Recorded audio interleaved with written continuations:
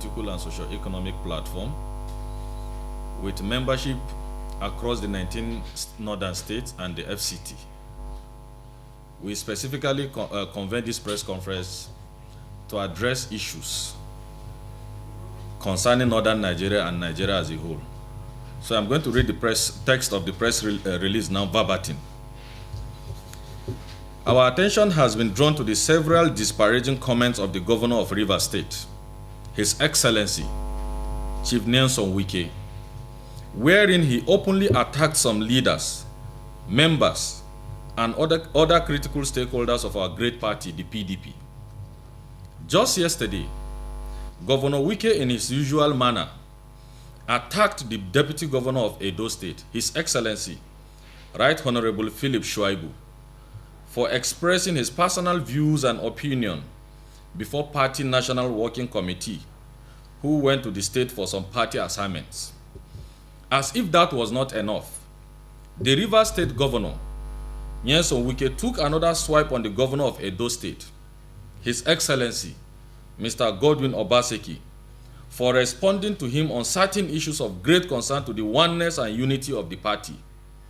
It is distasteful to also recall a scenario where Wike spat at the reverence of Sheikh Usman Fodio in one of his infantile outings. Wike was seen comparing one of his traditional chiefs to our very respected and iconic Sheikh Fodio. That unpopular outing is the most uncomplimentary remarks against Sheikh Usman Fodio by anyone from southern Nigeria in recent history. Wike has shown disregard for the hierarchy of the People's Democratic Party, as he recently threatened to invoke some sections of the party's constitution should the national chairman fail to sanction the deputy governor of Edo State, Philip Shaibu. It is laughable that Governor Wike, who was the brain behind the emergence of Ali Modu Sharif, that almost derailed the ILDs of PDP, is now a preacher of morality. Worthy of note too, Governor Wike has serially disrespected his colleague governors as he unceremoniously assumes the role of a moral compass. Wike is assuming the status of a demigod as his conducts against the principle of appropriateness. Governor Wike's infantile outings call for concern, but more worrisome is the silence of Governors Aminu Waziri Tambuwal of Sokoto State and Bala Abdelkader Mohammed of Bauchi State, particularly at the time Wike mockingly compared a traditional chief from Rivers State with Sheikh Usman Fodio. Their silence was in principle a show of cowardice or tacit approval of Wike's show of shame. Courtesy and decorum are now obsolete in the public conduct of Governor Wike. A governor should be wary of his public utterances, particularly now that peace and security are scarce national commodities.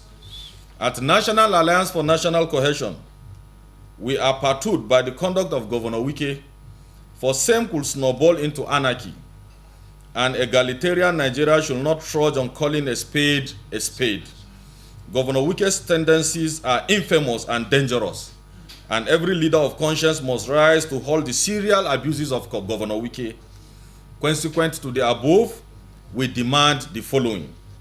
1. Immediate retraction and a public apology from Governor Wike on his infamous comparison of Rivers State traditional chief with Sheikh Usman Fodio. 2. A concerted effort from northern governors and political elites, distancing themselves from the uncourteous tendencies of Governor Wike. 3. A robust political machination, particularly within the PDP or any other political party Governor Wike may align with, to ensure he doesn't cause further consternation, as he has proven to be a flammable leader that will use power recklessly. Thank you very much, and may God bless you all.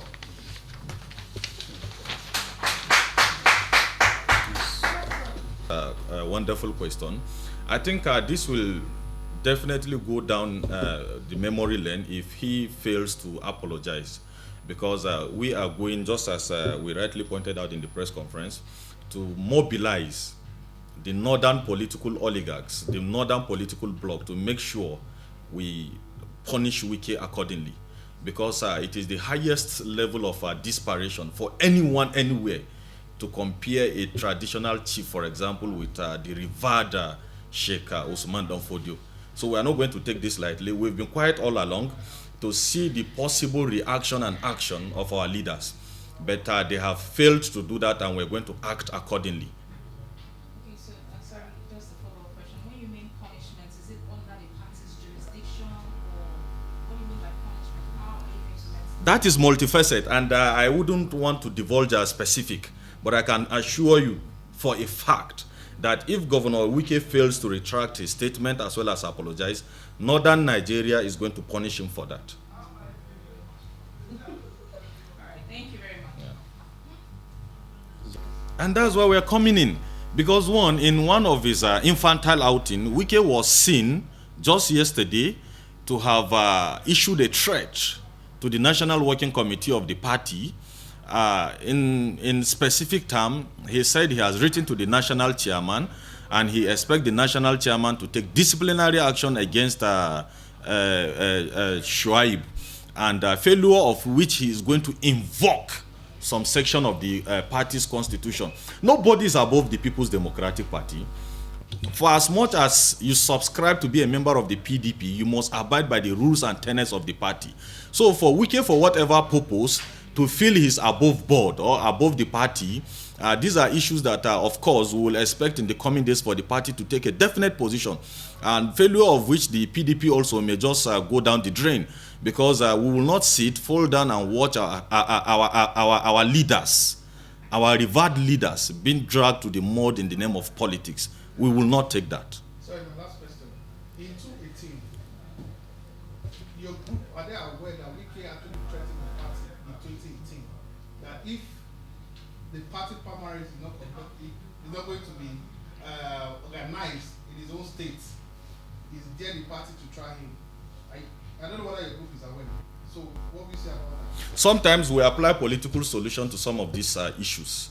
And I think what PDP did in 2018 was to apply political solution, because it is on record. Atiku also dared Wike by insisting if the primaries must hold in Rivers, then he was going to back out. But somehow the leadership of the party found its way around both the interest of Wike as well as Atiku.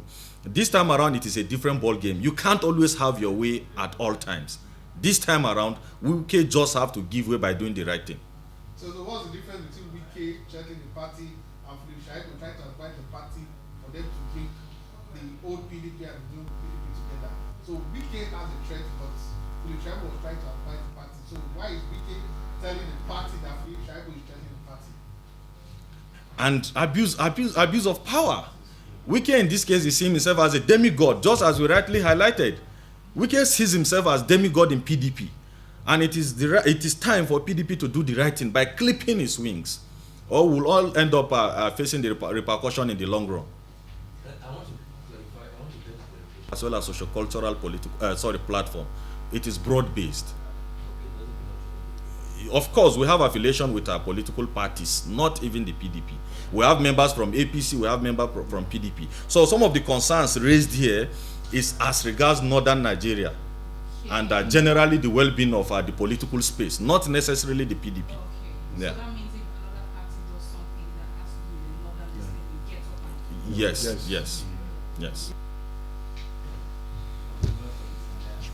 Yes.